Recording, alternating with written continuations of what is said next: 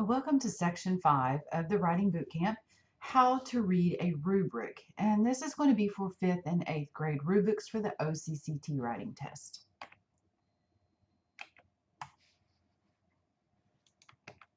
This section of the Writing Bootcamp is going to focus on reading the rubric that is attached to the OCC writing test.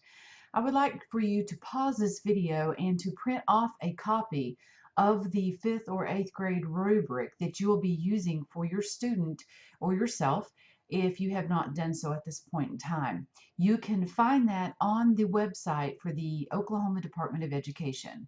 There is a link in the bootcamp rubric PDF. Page 1. There are 3 pages to a rubric for grade 8 and grade 5 both. So this is how we're going to go through it to read it. First, we're going to look how to choose the type of essay that you are writing. There are 3 types of essays that grade 8 will write. They don't tell you sometimes exactly what they want you to write, but you can tell by reading the prompt. For 8th grade, they may want them to write a persuasive or argumentative type essay, an expository essay, or a narrative essay. In grade 5, they may be asked to write an opinion or persuasive essay, an expository essay, or a narrative essay. So again, those 3 types for 8th grade are persuasive argumentative, expository, or narrative. And the 3 types for grade 5 are opinion and persuasive, expository, or narrative. Please make sure you know the definition of all 3 of those and how to write that type of an essay before you go into the test. Okay, still on page 1, the next thing we want to do once we've chosen the column we're writing in, we want to look at the topic that's being graded. On page 1, we're looking at ideas and development. It's ideas and development for grade 5 and grade 8. So page 1 is ideas and development. Okay, we've chosen the type of essay we're reading. We know we're looking at ideas and development. So now we're going to find the score 4 box. The page 1 has score 4, score 3, score 2, and score 1. We do not want to score 1 or a 2 or a 3 because we're all fabulous writers. We all want to score a 4. So what we're going to do is we're going to find the type of paper we have written. Let's just say it's a persuasive or argumentative on grade 8. And we're going to find the type of things they are looking for in our essay.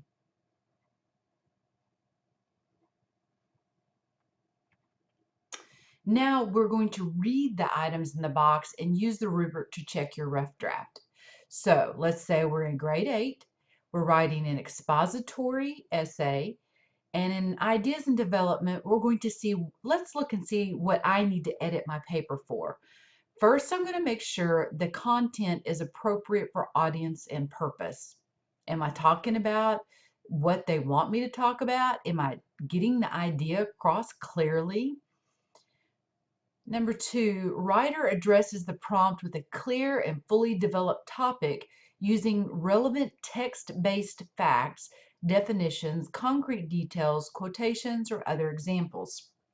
Remember when I said to mark it paid? This is the ideas and development part of it here. So did we do the relevant text-based facts? Did we do our quotations correctly? Number 3, the writer quotes and paraphrases evidence and document sources as appropriate to style. Again, remember we talked about citation. Check your paper again. Did you do this? Is the topic consistently sustained throughout the composition? If you have marked it paid and gone through and proofread, looked for ideas, looked for the answered, looked for the design, if you have done these things, then you should be able to check off all of these things in the 4 box. If you're reading through your paper and you realize that you did not sustain your topic, look, that's a score of 2. So we don't want the scores of 1 or a score of 2 or a score of 3. We want a score of 4. So we're going to make sure that all of these things are done on our paper.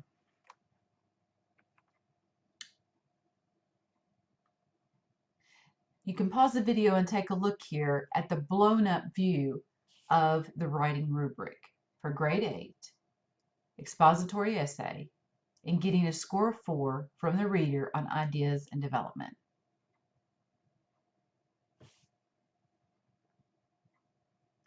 Let's move on to page 2. Page 2 of grade 8 and grade 5 is organization, unity, and coherence. First, we're going to find the type of essay again. The columns are carried down through the 2 pages: opinion persuasive, expository and narrative, persuasive argumentative, expository and narrative. Notice the topic we're editing for this time: organization, unity, and coherence.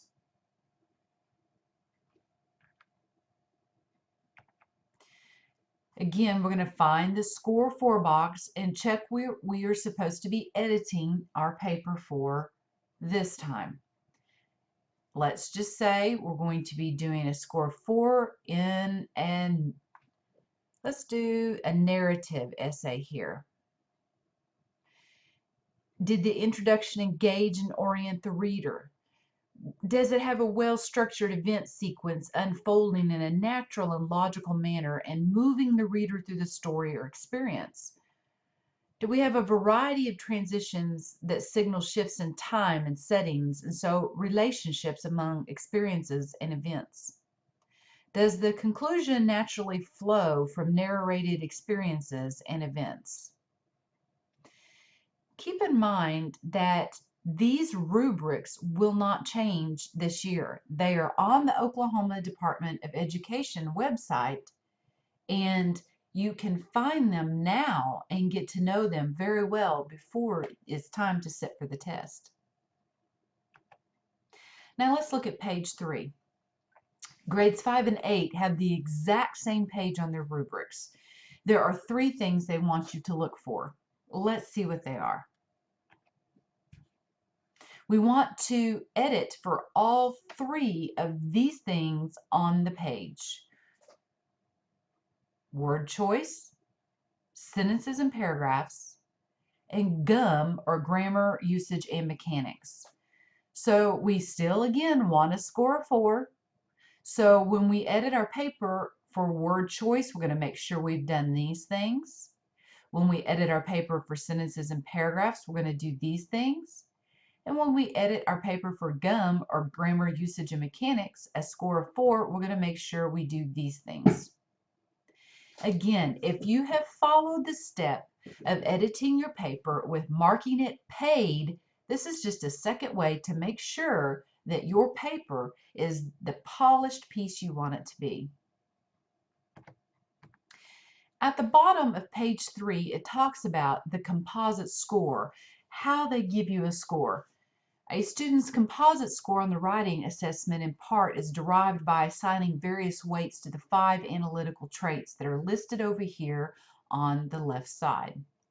The averaged analytical score for each category is multiplied by the appropriate weight or percentage and summed. That sum is then multiplied by 15 to place the score on the appropriate scale. And the score is then rounded to the nearest whole number. The weights are assigned based on the importance of each trait and are supported by empirical evidence. Each student's composite score will range from 60, which is the highest score they can receive on an essay, to 15, which is the lowest score. Using those 5 analytical trait scores there, this composite score is going to be generated. The composite score is devised in part by weighting the analytical trait scores. The composite score is used to categorize a student's performance as either advanced, proficient, limited knowledge, or unsatisfactory.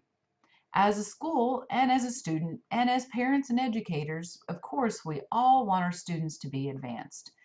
So when we use these elements together, We can help our students to learn how to read a prompt, write their essay, and edit their essay.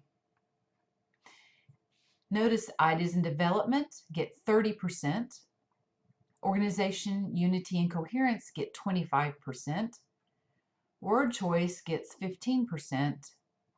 Sentences and paragraphs are 15%. And your GUM, or grammar, usage, and mechanics, gets 15% as well. You can find these rubrics with the bootcamp resources on the Oklahoma Department of Education website. That's at www.ok.gov/SDE.